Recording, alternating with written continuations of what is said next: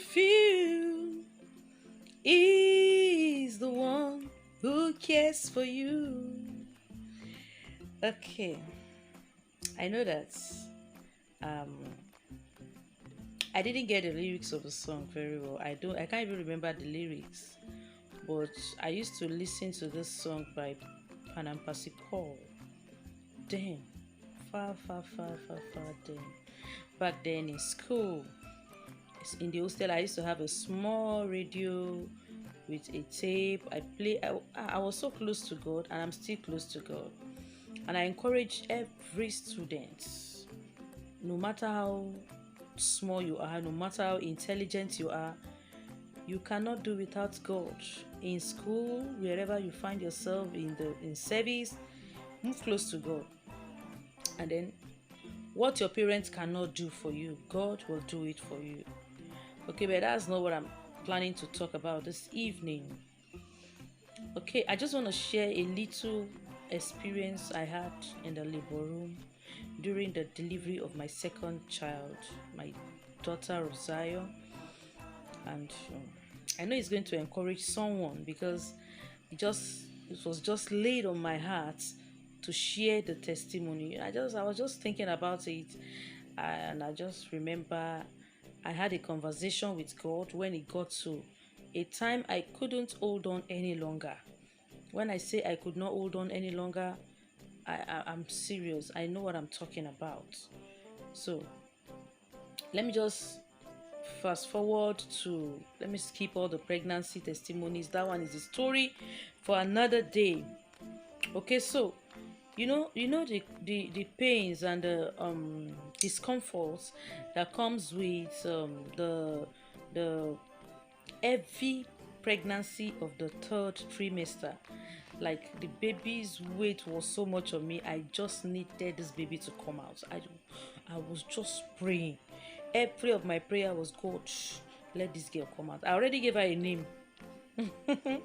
Those who know me, I gave her a name right from, because I don't like calling baby, baby, baby, baby, or maybe like I pray for my babies even from the womb. So I can't be like, we commit baby into your hands, oh Lord. No, I gave her a name. I gave her Chioma. Chioma, such a good name. Okay, so um sometimes Chioma did a lot of hide and seek for me. There are days she will pretend as if she was coming, like giving me some signs, some contractions, and I'll be so happy. I'll, quickly arrange myself and, will be waiting for more because that was what they told us during antenatal, that you wait for more contraction until the contraction becomes so intense. That is when you can now pack your loads and come to the hospital. But she would just, especially when I just finish eating the promised moi moi. Oh, this girl will do small contraction and go and sleep. And I would just be angry. I'll be angry. I was like, Chioma, you don't want to come.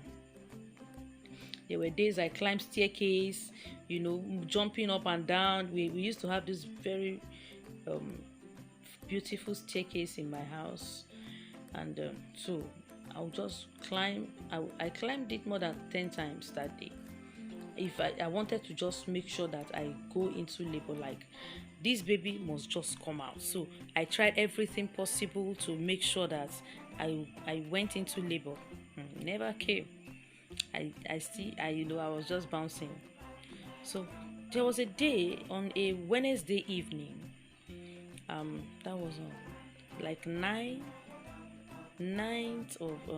of October. On the 8th of October, my younger sister was staying with me then, Deborah. Now she's not married. I told her, please come and escort me. Let's go on a long walk. And she was like, okay. We set out on a long walk. We trekked the kind of distance I've never trekked before. Because I was told that when you trek a very long distance, the labor will just come anyhow. So I trekked. She was tired. I was not tired. She kept on saying, Auntie, I'm tired. I said, sorry. So as we were going, we were approaching a place. I saw an eatery. We entered. We bought their meat pie, and just to encourage her. So I know she'll be watching this video, Sha. So just to encourage her, I said, oh yeah, let's go. And we kept on walking like the children of Israelites. We walked and walked and walked until we could no longer walk. So we had to come back home. And so before then, my husband was already worried and was like, what happened? What kept you guys so late? What is the problem? So we told him that we are coming, we'll soon get home. So I was expecting that night that no, labor must come. He didn't come. I was angry. I cried and all that. Okay, so on Thursday, I started seeing some funny shows, I've never seen such before. Even during my first baby, I didn't see anything like that. So some shows. And I was like, oh, this is it. I ran to my pastor's house and, mommy prayed with me. I was like, don't worry. Today, not today. Hope you have packed your load. I said, yes. That day passed. No labor. The day I didn't expect, on Friday, 10th, 11th of October. On the 11th of October, I was busy doing some calculations. I'm a businesswoman. I was busy doing some calculations, and I had this very dull, annoying pain from nowhere. I was like, Choma, wait first. Let me just finish calculating. I was still punching my calculator. That was how the thing was coming. Like, seriously? I quickly tapped my husband. I said, sweet, this is the time. The baby is coming. I was thinking as soon as I get to the hospital, everything will just come up. Phew! Like, and I'll be happy and come back home with my baby. We got to the hospital. We met a doctor that scared the hell out of us. It was like, madam, because I used to have a very big tummy. He was like, your tummy is too big. This baby is too big. Oga, those kind of doctor that will scare the hell out of Oga safe. Say, Oga, don't risk the life of your wife. And my husband, that can be humble, was just saying, yes, sir. Okay, sir. Yes, sir. Say, go and take blood samples. Go to the lab. Go and do this. Go and do that. Sharp. They've called the what's the name of these people that gives an injection, whether the anesthetician or sorry, pardon me. Okay, so they called the woman, and thank God for encouragement. She was like, madam, your tummy is actually big, but you can push it now, you can try. And she boosted my morale, like somebody knocked me on the head and said, come on, you can do it. Like those days when we are trying to do mathematics, simultaneous equation and quadratic equation, and you're not getting the answer, you don't even know what you are solving, and somebody, come on, you can solve it. And the person boosts your morale. It's like, yes, I can do it. You start punching, you start writing x times x. X is looking for y. Okay, so I started with some kind of dull pains, like the nurses were somewhere smiling and like in my mind I was like, they cannot even tell me sorry. They don't know I'm in labor. Okay, so my friend visited me, Ruth. She was with my sister, so they were like, Jane, let's stroll around, maybe something will happen. So we were strolling around the hospital. It's a teaching hospital, so we're going from one ward to another, going to see newborn babies. Like when you see newborn babies and you're in labor, it will help you to increase your faith. So we're seeing newborn babies. Hey, I was a fine baby. Oh, my baby is coming too. God, let my baby come. There was one doctor, the doctor that actually encouraged me. So he saw us walking around. He was like, madam, what's going on? I say, we are strolling around. I say, okay, Alpha. I say, and the thing is coming and going. He say, no, when the thing starts, you will remove your clothes. You won't be walking around like this. I say, so you mean all this small dull ache is not it? It's been a long time. I had my baby 6 years ago. Like, he's 7 years old now. So as at the time I was in labor, it was 6 years. So continue walking. I started walking. I was asked not to eat anything. I was asked not to drink water. Once I'm dehydrated or I'm losing strength, they give me drip because I might end up in the theater. That was the plan. It was like that. Pastors will come. We have a lot of pastor friends. Like my husband is a gentle guy, so he had a lot of pastor friends that came around to say a word of two of prayers with us, and they were like, between now and 30 minutes, you will deliver. There's a way that those kind of prophecy boosts your morale, and they're like, yes, I will deliver. I will deliver. Well, even when the nurse was like, madam, don't shout. I said, no, I will not shout. Be doing so I was also doing so once the thing come like this, so there was one pastor that kept on calling me from Abuja. He was praying in Yoruba, but speaking in tongue. I was like, Amen, Amen, Lord God. And so from 30 minutes to 1 hour, 2 hours, 3 hours, 4 hours, I was losing strength. This thing is becoming serious. Ay, Jesus. This thing is becoming serious. I was like, people don't have something to reduce the pain? Like I used to, at least I used to watch some of these American movies, or you see some of these Oyinbos doing water births or giving birth at home in the car or something, or even in the hospital. You see them giving them some kind of I don't remember the name of that injection. If you know the name, tell me in the comment section. But there's something so, and it will reduce their pain. So I was going to ask the nurses, don't you have something to reduce this pain? They say, madam, no, not when you are in whether 7 centimeter or 6 centimeter, you are already far gone. So I was like, what the hell? Okay. God. And it rained. When you are in labor and it's raining. That kind of labor.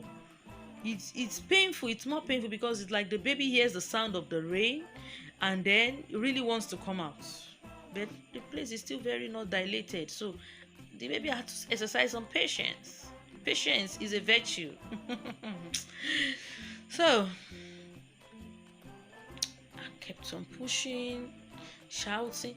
Okay, I didn't tell you the part that I had to stop breathing in and out like they taught us during antenatal. They say people should not shout.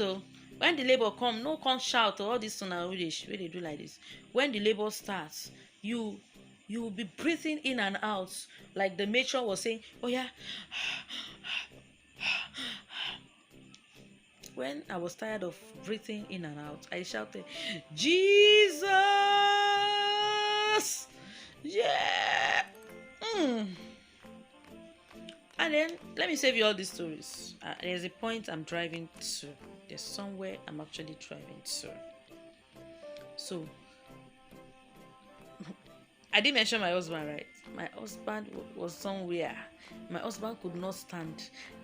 There are some categories of men when it comes to women in labor. Some men will want to be with their wife throughout the period of labor, like, sorry, and they'll be rubbing the back, like, sorry, just hold on, just keeping on, you will soon deliver, it will soon end, I love you.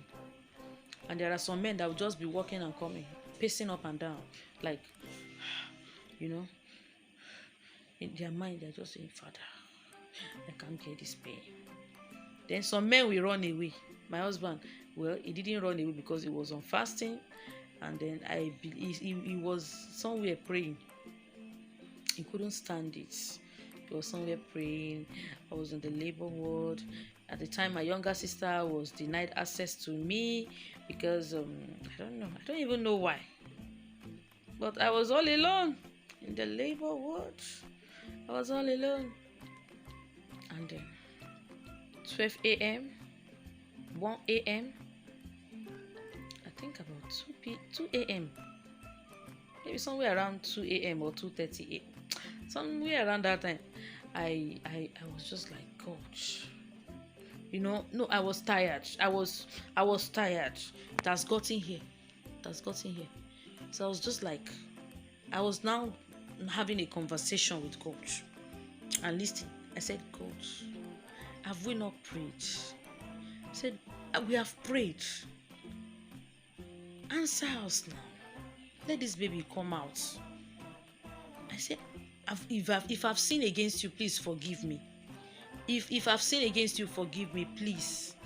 Just answer the prayers of the righteous. Let this baby come out, God. Please have mercy. Lord, have mercy. After praying, I started reciting, the Lord is my shepherd, I shall not want. He makes me to lie down in green pasture. He leads me beside the still water. He restoreth my soul. He leads me in the path of righteousness for his name's sake. Yea, though I walk through the valley of the shadow of death, I will fear no evil. For thou art with me, thy rod and thy staff, they comfort me. Thou preparest a table before me in the presence of my enemies. Thou anointest my head with oil, my cup runneth over. Surely goodness and mercy shall follow me all the days of my life, and I shall dwell in the house of the Lord forever and ever. Amen. After saying that prayer, I now spoke to Chioma. What's going on? No, I've had enough. I've had enough. I've suffered enough. I've shouted enough. I wanted to even pull down the hospital bed. The nurse was like, Madam, you will spoil our bed. I said, I will buy another one. It's like, I will buy another one. So I was like, no, it's too much. And there was one thing that was telling me, give up, give up, give up. So this is how you will die. This is how you will die. I said, I will not give up. I will not die. I will carry my baby. So I faced Chioma. I was like, Chioma, you can do it. You can do it. You can do it. You can come. Every blockage on your way disappear. Chioma, oh yeah, come. Oh yeah, let's do it. Let's do this. It was not up to 30 minutes I put to bed. It wasn't up to 30 minutes. I put to bed a bouncing baby girl. Very big, beautiful, airy, and it was a beautiful experience. And that same experience in the labor room always reminds me of God's faithfulness. Anytime I am down, there are times life throws stones at you. There are times things are not working the way you want. There are times I've questioned God, like when you lose a huge amount of money, when you trust people and they defraud you, when you are owing a lot of money and some things are just not going the way they are supposed to go. I've had time to sit down quietly and ruminate and think about how God has been faithful. In fact, that one experience is not little. That one experience I had on October 12th, 2019 is what is still keeping me going till now. Because it makes me to understand that God hears our cry. He hears us when we speak. You've not asked. That is why you've not received an answer. The Bible says you have not received because you have not asked. The door is not opened because you have not knocked. You have not found what you're looking for because you have not been seeking. Jeremiah 29:11, my favorite. The thoughts of God towards us are thoughts of good and not of evil, to give us unexpected, and there's a part you need to play as a child of God. So whenever you're thinking about suicide, whenever you're thinking that life is not fair, 2020 has been so disgusting, and just think about the goodness of God. Count your blessing. Name them one by one, and it will surprise you what the Lord has done. Don't forget to subscribe to this channel. Thank you for watching.